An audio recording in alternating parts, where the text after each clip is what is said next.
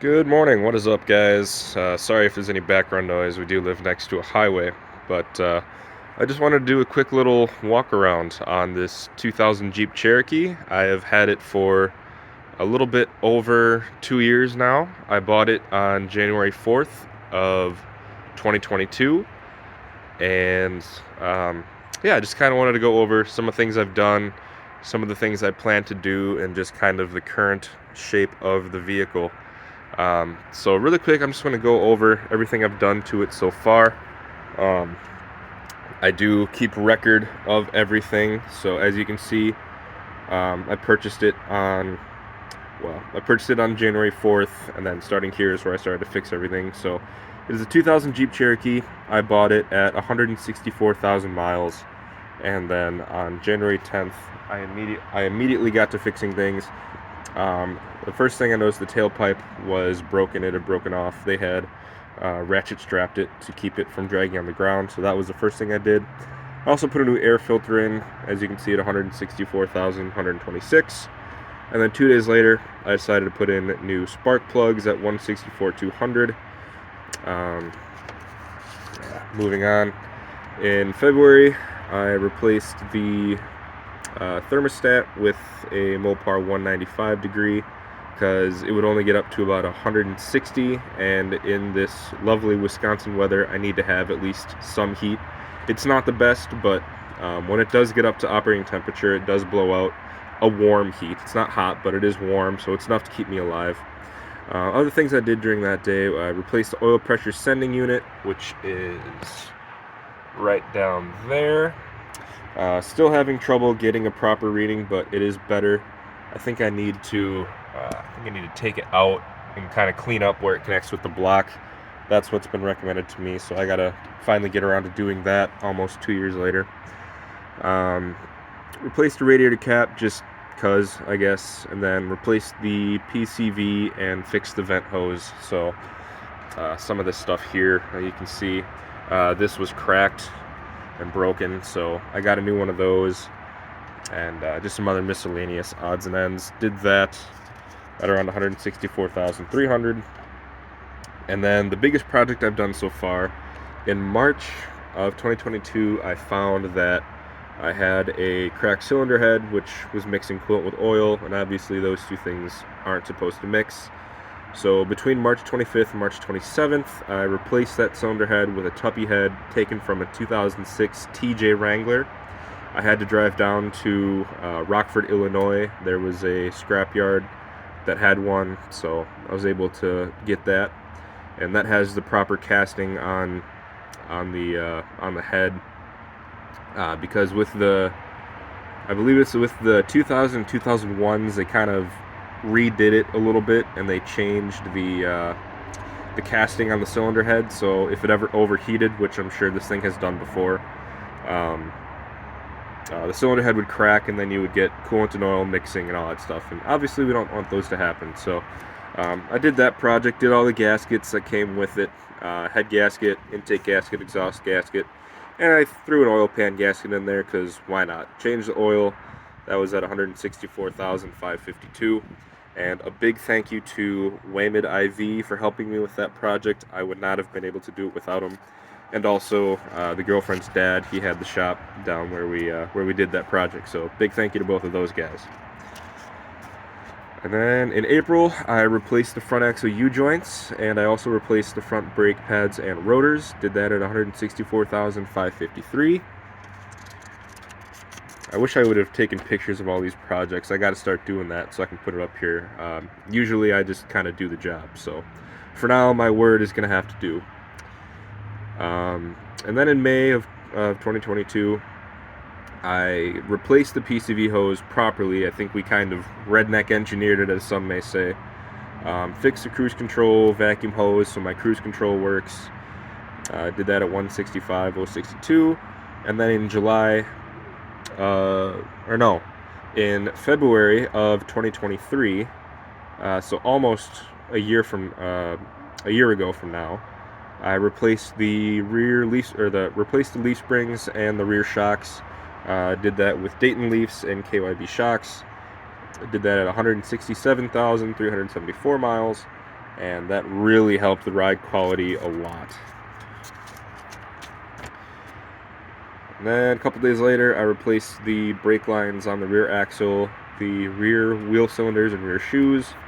I believe we did that whole project when we were doing the leaf springs, because I believe one of the brake lines had broken in the back. So we just replaced the rear brake lines, or the brake lines on the axle, and then did all the other odds and ends on the rear brakes, because I'm pretty sure I had driven it with the handbrake fully engaged for about 10 miles and completely annihilated my rear brakes. So did all of that, and then some other miscellaneous general maintenance. Did an oil and oil filter change, replaced the front differential fluid as well, put in a new gasket, and I'm pretty sure the old owners, not long before they sold it, had done that project because the fluid looked pretty good. But since we'd already drained it out of the front, I figured might as well put the new gasket and new fluid in, and then we checked the rear, and that was good, so we're just going to leave it. So we did that about 2,000 miles ago. And then that's all that I've done to this vehicle. So it's been quite a while. This thing did sit most of last summer and even into the fall. Now I'm using it a bit more because the girlfriend's bug, as you can see there, it is not operational. So she is using my Toyota Avalon, which I've made some videos about that, doing some miscellaneous stuff on that. So she's using that and I'm using this, which I'm not mad about, because I absolutely love this vehicle. I believe my hood light has stopped working. For the first year or so that I've had this vehicle, it did work, and that was my flex over Weymouth, was that I had a working hood light. But now I guess we're in the same boat. So now I guess going over things that I want to do to it. The first thing is probably to fix this power steering hose. As you can see, I don't know how well you can see, but yeah, it's pretty dirty down there. So I suspect, and Weymouth kind of pointed it out to me, I suspect it's kind of seeping out of there. Shouldn't be too bad, but I did top it off with power steering fluid about 2 weeks ago. It was pretty low, so my power steering pump probably thanked me for that. That's the first thing. Another thing that I want to do is the front shocks, because since I've done the rear, you can tell when driving it, the front bounces around like crazy. I don't know how well you'll be able to see, but it is very bouncy, and it's just something that needs to be addressed. So I would like to get to at least the shocks, and I guess I'll check the spring there, the coil spring. I think that's what that's called. But for sure the shocks, right there. So definitely have to take a look at those. Another thing is the rust. For being as old as it is, I'm honestly surprised it's not worse. But yeah, the rocker panels are pretty rough. So this summer I'm hoping I can take it over to my grandpa and get the rust fixed on that, because if we can put in a whole new floor in Weymouth's old Comanche, I'm pretty sure we can fix some rocker panels. So yeah, it's not bad, but it definitely isn't great, and I want to get ahead of the problem before it gets worse. This side, it's up on the door, a little bit worse than it is on the other side. The other side is mostly the rocker panel. This side, as you can see, it's starting to take away the door, so I want to take care of that before it gets any worse.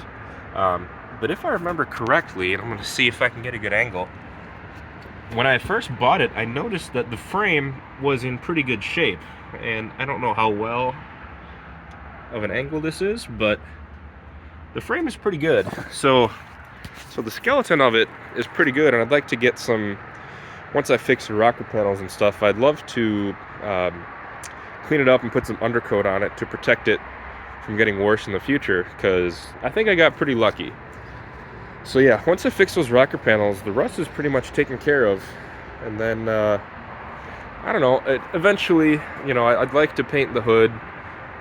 The roof's pretty bad too. I think this thing sat underneath the tree and it got wet, and so it's starting to rust. But I don't know. It's not necessary, but I'd like to get to it. And then just here's the back. Some of my favorite stickers here. And then this one's my favorite, free airbag test for tailgaters. And then just other generic things. This, I get like 14 miles a gallon with this, so it's not great. Got the mint. Yeah, and then nothing to fear except death wobble. So yeah, that's the back of the Jeep. Nothing real crazy about that, but I don't know. I mean, that's pretty much it. Just a couple miscellaneous odds and ends. Nothing too crazy that I want to get to. Squirrels. Yeah, just putting the new shocks in the front and then fixing that power steering hose. And that should be it. I mean, nothing else has really stood out. Oh yeah, I also replaced the headlights, I believe, last summer. That wasn't in the book, but maybe I just skipped over it. But a minor thing. Oh, the interior. I forgot. I should show you the interior. You guys have probably seen this interior before, but it's nothing crazy. I did rip out the seat or the radio. I'm pretty sure that's in the back. Also, I have push pins for holding up my what's this called? I'm totally blanking. Headliner. Thank you. Yes, I have push pins for my headliner. As you can see, I need to get more because it's not great. And let's see. Yeah, it definitely blocks a good portion of my vision in the rear mirror, which, I mean, I have the other two, but still. Yeah, nothing special about the interior. Maybe long term, maybe I'll recruit Waymid to manual swap it, but I'm definitely not looking to do that anytime soon. I mean, I won't look forward to it either, but it is an option. I have thought about it. So that would be cool to do, but it's not something that needs to be done. It's a good transmission. And I only have, what was it? I'm not even at 170,000 miles on this vehicle yet. 169,751, I believe, is where I'm at right now. So, excuse me. Yeah, this thing will last quite a long time, especially considering it's not my main driver, so I don't put all that many miles on it.